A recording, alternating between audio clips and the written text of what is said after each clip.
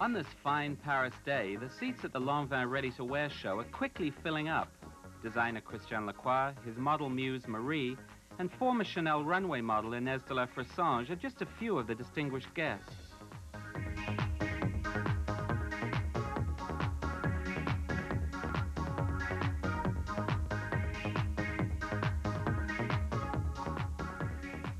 The advent of the 90s has been a rocky time for the House of Lanvin. A financial takeover and a reported company loss in 1988 of $15.8 million prompted family member Marie Lanvin to resign her post as designer at the house last June. In October, Claude Montana was appointed head designer of the haute couture collection, and Eric Bergère was appointed designer of the ready-to-wear collection.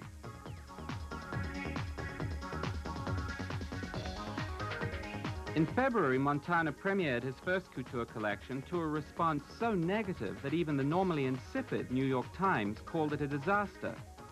The jury is still out as to whether Montana can turn the couture around.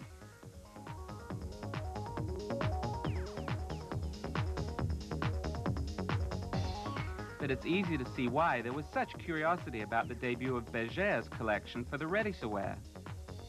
The pressure is clearly on for the House of Lanvin. One of the oldest and most respected in the industry, it's been plagued by an outdated image, and now it's up to Bergère to try and change that perception.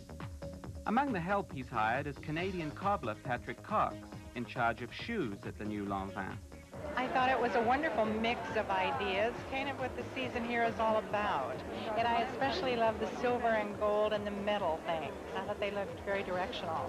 At the beginning, I think I begin to design for women of 20s, the 20s look, but after, more I design, more it became a little bit 70s. But at the first, it was a freedom, the spirit of this woman, liberated woman of 20s, with short hair, with short skirt, and also this sort of love for liberty, for free material, for knitwear too. And I try to design coat like cardigan and some pullover for all the body and this sort of spirit. And no accessories or clothes like accessories.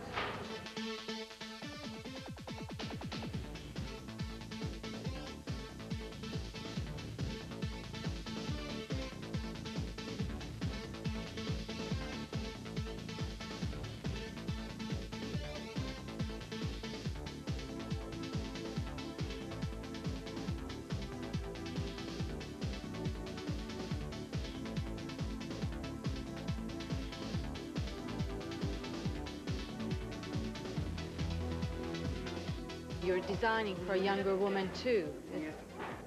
Try to. But also, I think it's wearable for every age, and why not for a nice person at every age to dress a bodysuit like this under a big coat, black coat. And I think it's not a problem. Only a question of length, you know. The skirt could be a little bit longer and pants a little bit less tight, but I think it's a question of proportion, but not of way to dress.